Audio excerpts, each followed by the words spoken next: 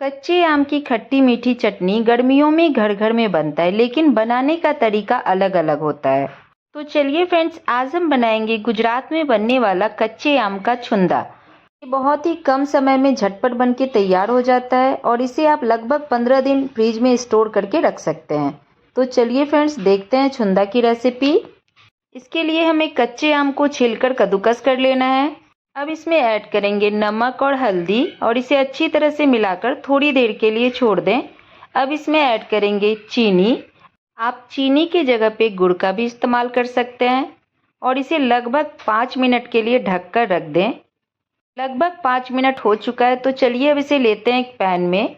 इसे एक दो बार चला लें। अब इसमें ऐड करना है दालचीनी और लौंग, साथ ही ऐड करना है लाल मिर्च पाउडर। मैंने कश्मीरी लाल मिर्च पाउडर लिया है, आप चाहे तो तीखा वाला भी ले सकते हैं। इसे अच्छी तरह से मिला लें। थोड़ी देर पकाने के बाद गैस को बंद करें। लीजिए, तैयार है गुजरात का फेमस केरी नु छुंदो।